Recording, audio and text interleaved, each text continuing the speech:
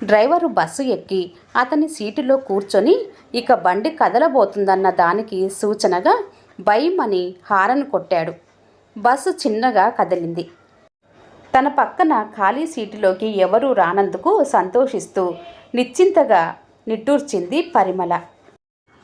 ఆమె ఆనందం క్షణికమే అయింది. ఆఖరి నిమిషంలో హడావుడిగా వచ్చి ఓ పల్లెటూరి జంట బస్సెక్కింది. లోపలికి రాగానే పరిమళ పక్కన ఖాళీగా ఉన్న సీటు మీద పడిందా పెద్దాయన దృష్టి. నువ్వీడ కూచో, నేనింకో సీటు చూసుకుంటానంటూ పెళ్ళానికి చెప్పి ఈడ ఇంకెవరూ వచ్చేటోళ్ళు లేరు గదమ్మా అని పరిమళను అడిగాడు ఆయన. అతని దగ్గర నుండి వస్తున్న ఘాటైన చుట్టకంపుకు పరిమళకు కడుపులో తిప్పినట్టయింది. అతని వెనకాల నిలబడిన స్త్రీ నలిగిపోయిన ముతక చీరలో, మొఖాన పావలా కాసంత బొట్టు, చేతికి మట్టి గాజులతో వక్కాకు నములుతూ కనబడేసరికి పరిమళకు పరమ చిరాకుగా అనిపించింది. మా వాళ్ళున్నారు, వెనకాల సీట్లున్నాయి చూడండి, అక్కడ కూర్చోండి అంది ఆపద్ధర్మంగా అబద్ధమాడేస్తూ. అసలే ఒంటరిగా ప్రయాణం చేస్తున్న దిగులు, పైగా ఈ మురికి మనుషుల కంపు భరిస్తూ అన్ని గంటల సేపు ప్రయాణం అంటే నరకమే అనుకుంటూ తన హ్యాండ్ బ్యాగు ఖాళీ స్థలంలో పెట్టింది. ఎవరో ఉన్నారన్నట్టుగా. ఆమె మాట నమ్మనట్టు సందేహంగా చూశాడు గాని రెట్టించలేదాయన. అట్లే నిలబడి గుడ్లు మిటకరిస్తా చూస్తా నిలబడినావెంది? లోపలికి పా, కూర్చునేదానికి ఏడన్నా చోటు చూసేదుందా లేదా అంటూ పెళ్ళాన్ని కసిరి బస్ లోపలి వైపు వెనక సీట్ల వైపు చూస్తూ ముందుకు నడిచాడు. చాకలి మూటల కుక్కి కుక్కి సామాన్లు పెట్టిన సంచిని చంకన పెట్టుకొని ముందుకు కదిలిందతని భార్య. ఈ మురికి మనుషుల నుండి ఎలాగో తప్పించుకున్నాను అనుకుంది పరిమళ. డ్రైవరు మరోసారి హారన్ మోగించాడు. అది కండక్టరు లేని బస్సు. ఎక్కిన ప్రయాణికులకు డ్రైవర్ టికెట్ కొట్టి ఇచ్చి లోపలికి పంపుతున్నాడు. డ్రైవర్ తను కూర్చున్న స్థలం నుండి లేచి లోపలికి వచ్చి బస్లో ఉన్న ప్రయాణికులను లెక్క పెట్టుకొని పరిమళ పక్కన ఖాళీగా ఉన్న సీటును ఒకసారి పరకాయించి చూశాడు. మీరొక్కరే కదా అని అడిగిన డ్రైవర్కి ఆ అంటూ అన్యమనస్కంగా జవాబిచ్చింది పరిమళ. బస్ కొంత వెనక్కి కదిలి పక్కకు తిరుగుతుండగా పరుగు పరుగున వచ్చి ఎక్కాడు ఒకతను. జీన్స్ ప్యాంటు, టీషర్టు, చేతిలో బ్రీఫ్ కేసుతో ఈ ప్రపంచం నా స్వంతం అన్నంత ధీమాగా, ఎవరినీ లెక్క చెయ్యను అన్నంత నిర్లక్ష్యంగా కనబడ్డాడు. అందంగా ఆకర్షణీయంగా ఉన్నాడు. డ్రైవర్ బస్సు ఆపి అతనికి టికెట్ ఇచ్చి మొదటి వరుసలోనే ఉన్న ఖాళీ సీటును అతనికి చూపాడు.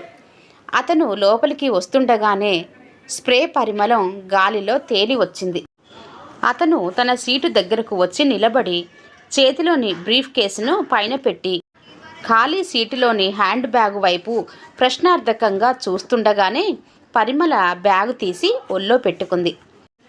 చదువు సంస్కారం ఉన్న మర్యాదస్తుడిలాగే ఉన్నాడు, పర్వాలేదు అనుకొని కిటికీలో నుండి బయటకు చూస్తూ కూర్చుంది.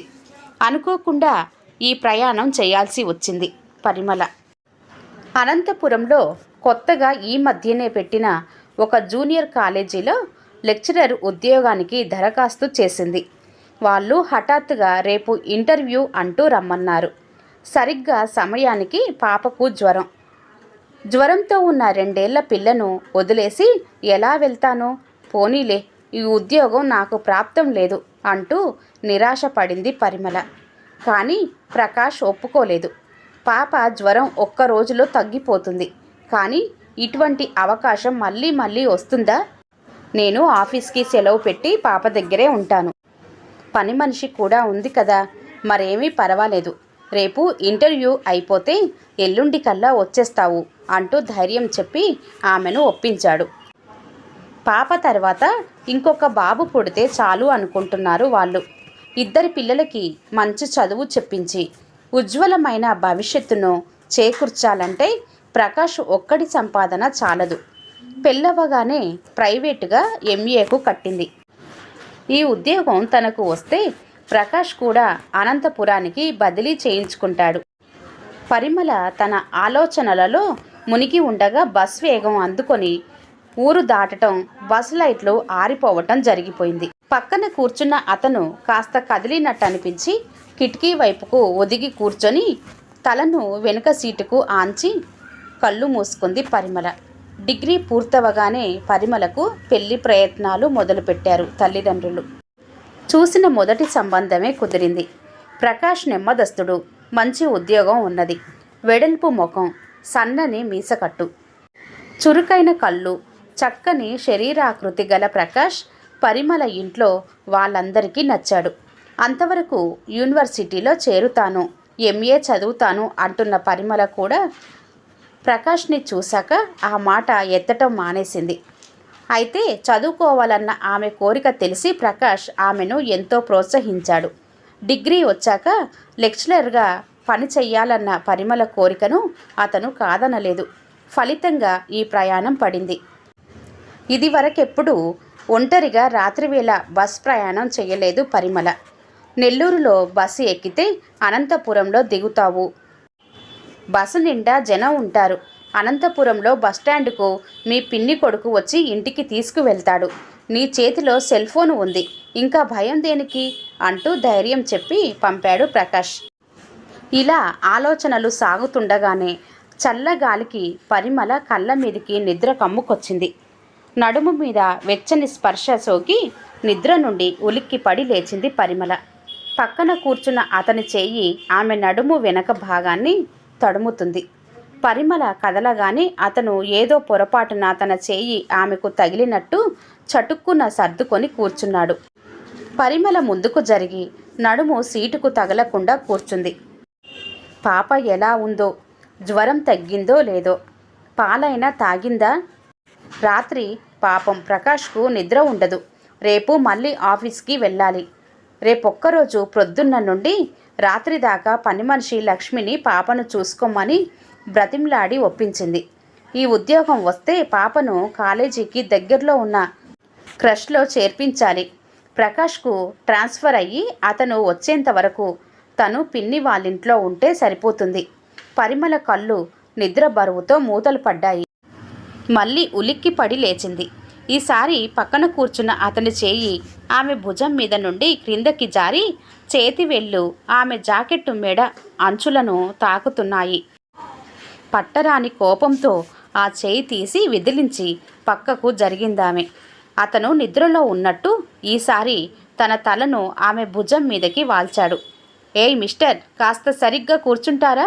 గట్టిగా అరచి గొడవ చేస్తే ఏం జరిగిందని అందరూ అడగటం, తన పరువు పోవటం తప్ప లాభం ఏమీ ఉండదనుకుంటూ మర్యాదగానే పదునైన స్వరంతో అడిగింది పరిమళ.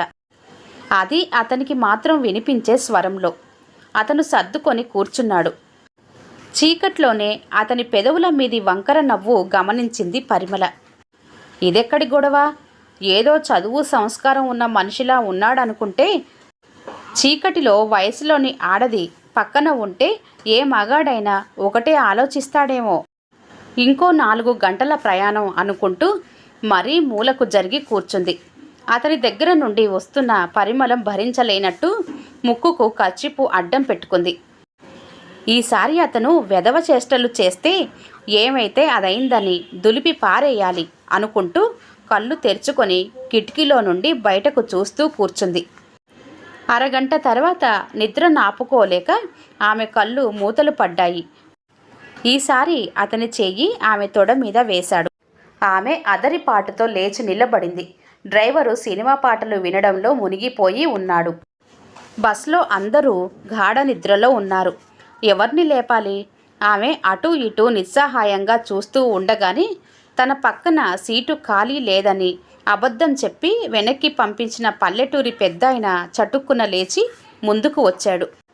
అమ్మాయా, నీకు ఇక్కడ బాగా లేదంటే మాడదాని పక్కన కూర్చోపో, నేనిక్కడ ఈ అబ్బాయి పక్కన కూర్చుంటా అన్నాడు ఆమె సీటు దగ్గర నిలబడి. పక్కనున్న అతను నిద్ర నటిస్తున్నాడు. పరిమళ క్షణకాలం కూడా ఆలోచించకుండా లేచి పక్కన కూర్చున్న జీన్స్ ప్యాంటు పెద్ద మనిషికి తగలకుండా యువతలికి వచ్చి ఆ ముతక దుస్తుల పల్లెటూరి రైతు పక్కన నిలబడింది. చాలా థ్యాంక్స్ అండి, నేను వెనకాల మీ భార్య పక్కన కూర్చుంటాను అంటూ వెనక్కి నడిచింది. ఇప్పుడు ఆయన వద్ద నుండి వస్తున్న చుట్టకంపు వెగటుగా అనిపించలేదు పరిమళకు. ముతక చీరలో ఉన్న అతని భార్య నములుతున్న వక్కాకు వాసన కూడా చిరాకు కలిగించలేదు. ఈ దంపతుల మురికి బట్టల వెనుక ఉన్న మంచి మనసును చూడలేకపోయింది తను. అలాగే సెంటు వాసనను వెదజల్లుతున్న ఆ పెద్ద మనిషి మనసులోని మురికిని, కంపును గమనించలేకపోయింది.